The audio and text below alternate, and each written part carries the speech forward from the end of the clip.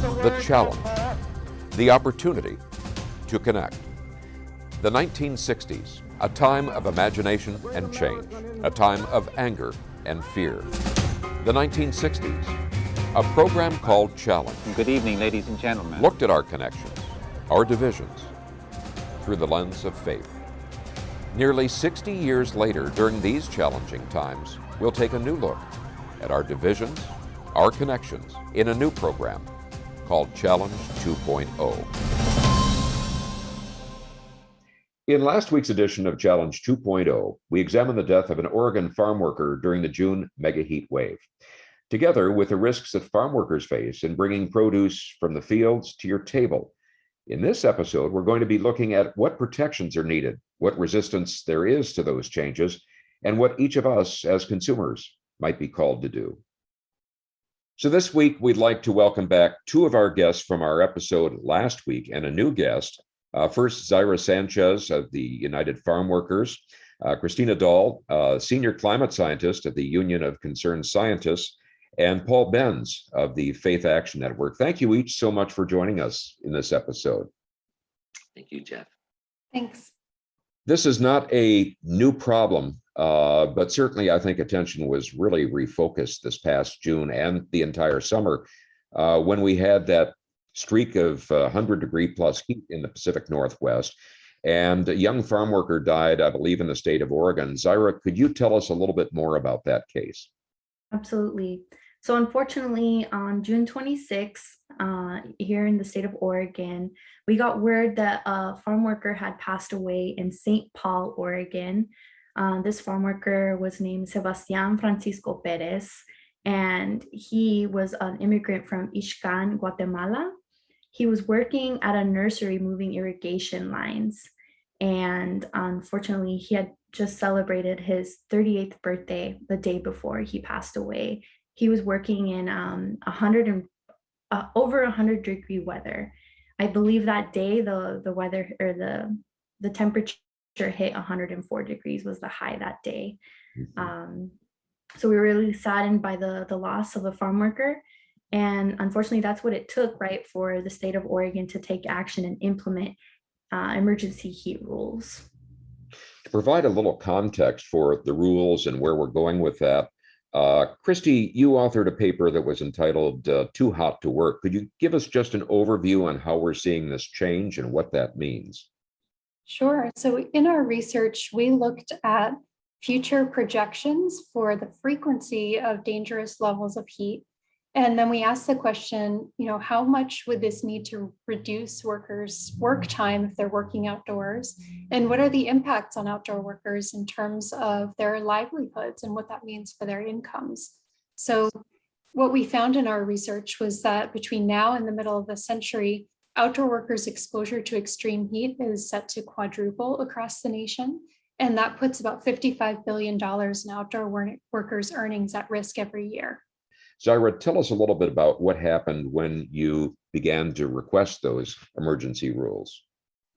Yeah, so unfortunately in Oregon, there was another organization, PECUN, that had already requested emergency rules to go in place. They had requested, I believe, March of 2020. Mm-hmm. And like I said, it took the loss of a farm worker for Governor Brown to take action, right? It was a reactive approach. And so, we wish that these rules would be preventative rather than reactive. But we were able to implement the request for emergency rules, and it took probably within a week or so, maybe two, for the rules to actually be implemented. And what about beyond this year? So we're still pushing, right? Our organizations, these different organizations that advocate for farm workers, are working with the governor's offices and pushing for stronger rules that will be implemented throughout the entire year, not just seasonally, right? And we're also pushing for federal heat standards as well. We're going to talk about that in just a couple of minutes. I might ask, are the rules in Washington and Oregon essentially the same, or are there fairly significant differences between those? They're significantly different. So Oregon's rules right now are what I would consider the strongest. The heat rules are triggered at 80 degrees Fahrenheit. And so when the temperatures hit 80 degrees, farm workers in Oregon or outdoor workers have access to fresh water breaks, 10-minute breaks every 2 hours, and shade. These are requirements. And then on top of that, there's also at 90 degrees, there's the high heat precautions. And so they implement like either a buddy system, so workers kind of look out for one another, observing and monitoring their symptoms, or the employer can be that monitoring, but that's required, and to have emergency plan in action. And then in Washington, the rules aren't triggered until we hit 100 degrees. And it's the same rules are implemented, but 100 degrees versus 80 degrees is very different. And so, we were disappointed that it took 100 degrees to trigger this, because like Oregon did it the right way, right? 80 degrees is already really hot to be working in those conditions. And also it's when you're out in the field, it's really like muggy because the crops are being watered, and farm workers are also wearing a lot of different layers to protect themselves from the sun itself, and like from working within like the trees and the different crops that they're working in. Zara mentioned the water usage breaks. We worked on that, fought for that alongside United Farm Workers in terms of dairy, the dairy operators. And that was a very large pushback. Most recently, this past legislative session, what we were involved in was the overtime pay.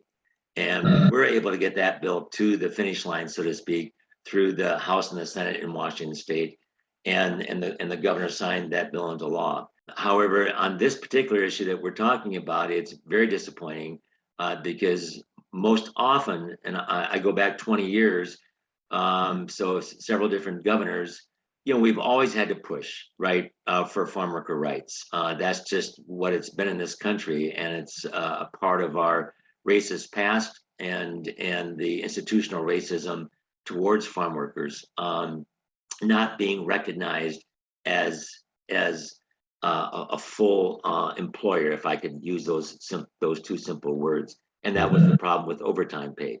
But usually the governors in Washington and their staff have been fairly responsive. Once we've pushed back, it's really sad to hear that this situation is the great difference between the two states. So, but we've had a good working relationship on immigration-related matters that include farm workers with Governor Inslee and his staff, particularly Alejandro Sanchez. Christy, I know as part of your research, you've essentially surveyed to see what the situation is state to state across the country. How many states, in fact, do offer actual protections to farm workers?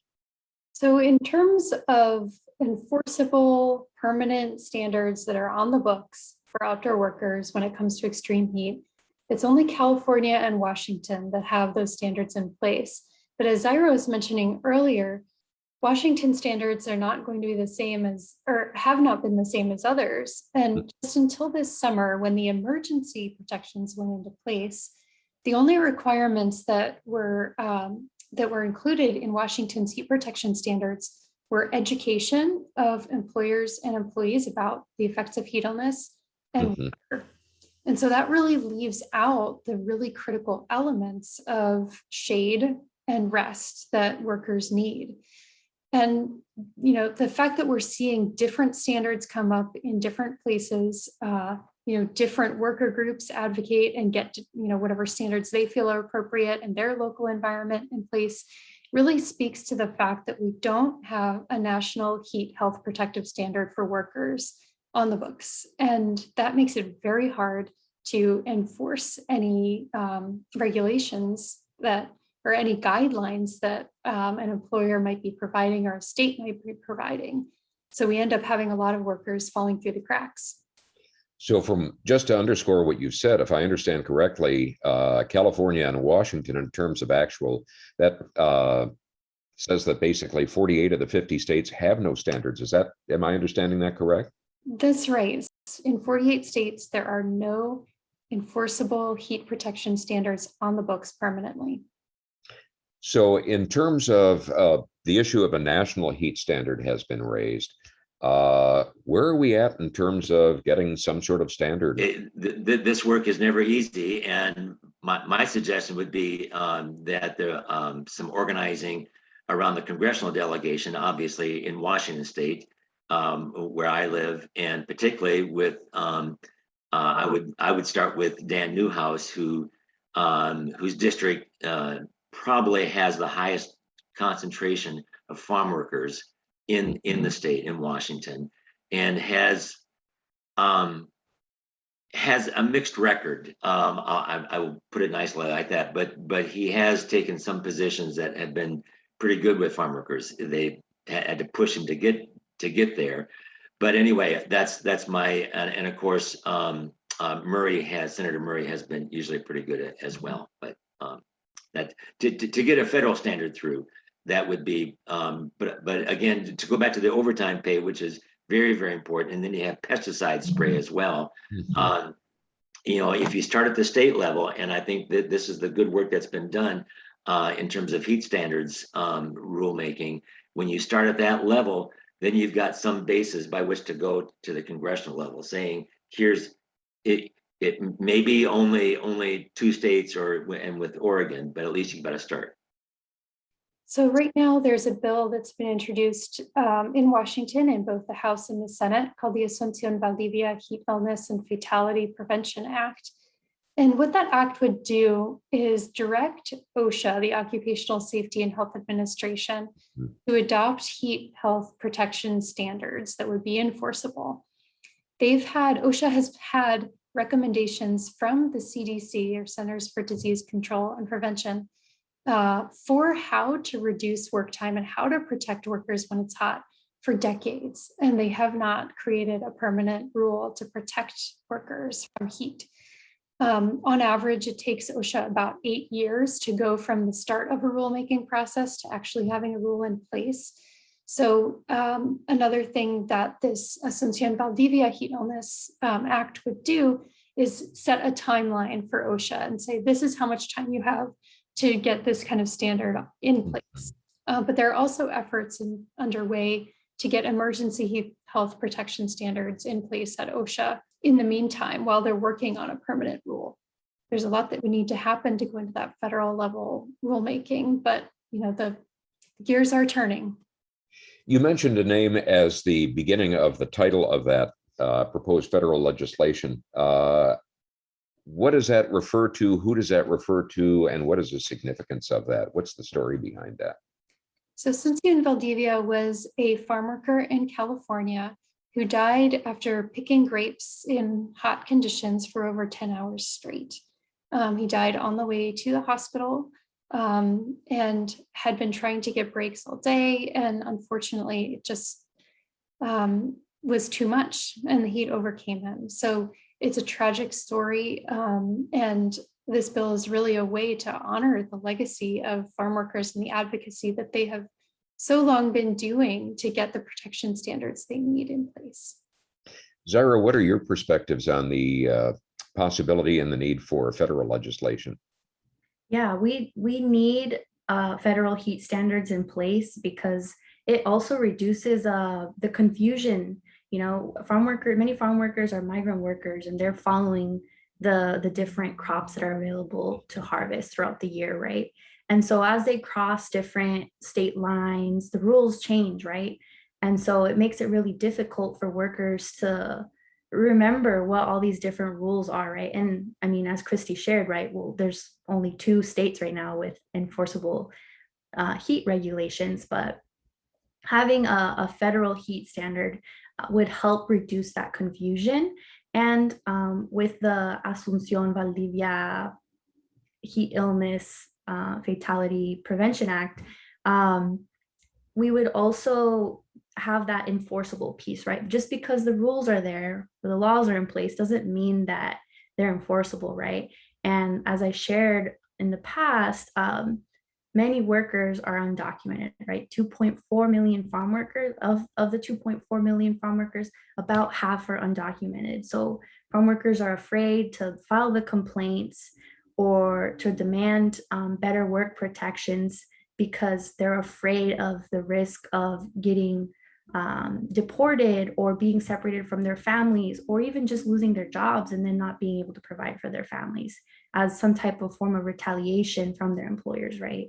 So that's why we're urging Congress to pass this. As there's a delay in getting that done, or as there's a waiting period in getting that done, what further legislation is being proposed within the states of Washington and Oregon? The different organizations that we're working with, right? United Farm Workers Foundation, the UFW, PECUN, and other organizations that advocate for farm workers are pushing for stronger permanent rules that will be year-round and not just seasonal, right? And again, it's just to protect the workers and to have that basic human right that every other occupation has, right? We've been heavily focused on also a pathway to citizenship. As I shared, there are a lot of these different issues, and Paul's touching on it too with the overtime, right? These issues intersect, right? And what we're pushing for, what we're advocating for, what we're fighting for is basic human rights that all other occupations have. Farm workers have been deemed essential and yet have been excluded from heat protections, overtime pay, minimum wage, and they deserve so much more than the treatment that they're getting right now. There are always two approaches on this. There's the approach in terms of actual regulations, which we've talked about and are needed. But there's also the issue of consumers. We hear many that will speak against such regulations, saying, well, that's going to drive up prices, consumers will be upset, and that sort of thing. How realistic, how much of reality does that view show? And what might be some ways that people that are watching this program, listening to this program, what might they do to assist in getting some meaningful standards set to protect farm workers? Yeah, I guess I would suggest that we all think about the services that outdoor workers are providing to us and how important those are to us. And to think about the fact that these are people providing those services to us. So with the heat wave that affected Oregon and Washington this summer, I read a lot from my perch in California about the cherry harvest. It was cherry harvest time, and farm owners were wanting the cherries to get off the trees before a certain temperature was hit. And so they're pushing workers to work in these dangerously hot conditions. And as a consumer, you have to ask yourself, are my cherries worth it, right? Am I willing to put people's lives in danger so that I can have my cherries? And we all like to have great quality food, and it's one of the wonderful things about living on the West Coast. But if workers are constantly being forced to work when it's hot, or when the air quality is so bad because of wildfire smoke, that's not a sustainable food system. That's not working for everyone. So, it might be a simple thing like going to your farmer's market instead of the grocery store and asking the people working there, who's harvesting this and what do you do when it's hot at your farm? How do you teach your employees? But we can also all be raising our voices with our elected officials. Our organizations put together some congressional district level fact sheets. So no matter where you live in the lower 48, you can go to our website, click on your congressional district, get a fact sheet about our work on extreme heat and outdoor workers that will tell your elected official exactly what is at stake in their district if they're not going to act on climate change, and the benefits of if they do. So I would say that from the very individual level and thinking about what's on our plates and the services that are provided by outdoor workers to this very large level of holding our elected officials accountable, there's a lot that we can be doing. Paul, what are your perspectives on that? What would you counsel people to do that say, I'm not a legislator, but I feel very strongly about this. I recognize the injustice and inhumanity of it. What would you tell them to do? I would tell them to join 3 organizations, Faith Action Network, or learn more about 3 organizations: Faith Action Network, United Farm Workers, and UCC, Union of Concerned Scientists. And I'm not, I'm being a bit, funny, but I'm also being very serious.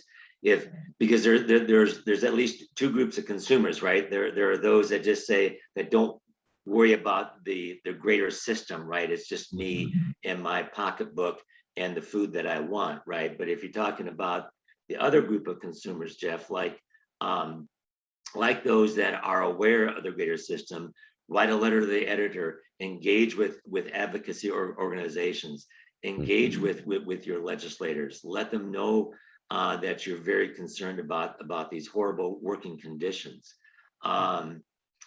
So that's the way that you can make your voice heard with your 3 state, because everybody has 3 state legislators and everybody has 2 U.S. senators and 1 congressional rep. And on this particular issue, which is very, very important, how long haven't we been at this conversation since the Wrath of Grapes famous documentary by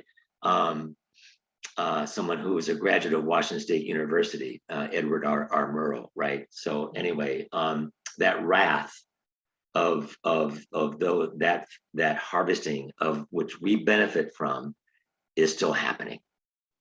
Yeah, I think definitely calling the legislators' offices, sending an email, right? Those are great ways. That's something we ask farm workers to do. They themselves, we're helping coach farm workers and how to make a call to their senators, right? How to call the members of Congress. Here's the numbers and here's a script with what you could say to ask for better protections, right? So farm workers themselves are going out of their way to do this, but allies and people who want to support this work can also do the same, right? And say like, I'm an ally, I'm an advocate, I'm an activist, and I want you to support farm workers for these reasons, right? And then if Christy was sharing, right, and Paul, you guys can follow our social media pages, right? We're on Facebook, Instagram, Twitter, and even TikTok now. And you could see some of these videos that farm workers have recorded themselves on the job. You can get like insight to what it's like to get those cherries that Christy was talking to your table, right? Or right now, like as you're getting ready to go and like make apple cider or something, right? Like think about the work that goes behind all of these seasonal things, right? There's farm workers' hands that cultivated that. And so I invite you all to check those videos out and see for yourself the work that goes into it. And some of those videos that are directed to senators and even offering their jobs, right? Take Our Jobs campaign is going on right now. And farm workers are directly inviting senators to go out there and see what it's like to do the work that they do so they can reconsider the different laws that, they're helping write. That struck me. That might be a very powerful thing, is getting people out in the fields to actually get a sense of what we're asking people to work under in terms of those conditions. Any last observations? Yeah, Jeff, I'm sorry. I know our time is up here, but I would just add one other piece in here, and that's corporate responsibility, particularly on the, I'll just say it plainly, the grocery stores, which are empires, right? We know those names quite well. So and this issue of a working condition of extreme heat for farm workers is a part of the overall racial justice reckoning going on in our country. And so we've been talking about individuals, and that's all good, consumers like that. But then there are greater powers, so to speak, financial powers in our country that are in the farm food process. And benefit greatly from it. And what could they not be doing in local grocery stores in terms of educating something in terms of where this food comes from? I know that gets a bit political for a Kroger's or a Safeway, but I think the time is here. Any hope that at some point we see labels on food that they are organic? We see that they are humanely sourced or raised livestock. Is there any hope or practicality to having labels, some sort of certification that the produce that we buy at the supermarket, in fact, is from a farm worker, what should I say, a farm worker supportive and healthy environment? Is that practical at all? Is that worth considering? I think sí se puede. Well, I see some thumbs up on that, and I thank each of you for participating today. Zaira Sanchez, Christy Dahl, and Paul Benz, we're going to have contact information because, as Paul well suggested, that make yourself aware of the good work that's being done by these organizations and keep informed on all of that. So again, Zaira, Christy, and Paul, thank you so much for participating today. And we thank each of you for tuning in to this episode of Challenge 2.0 and hope you'll join us again next week. Thank you very much. If you've enjoyed this program, found our conversations to be informative, entertaining, and thought-provoking, and the vision inspiring of people from different backgrounds who can disagree without being disagreeable, perhaps you might consider supporting our program with a contribution. Your support will not only help our program continue, it will also support the broader efforts of Paths to Understanding, our supporting parent nonprofit organization.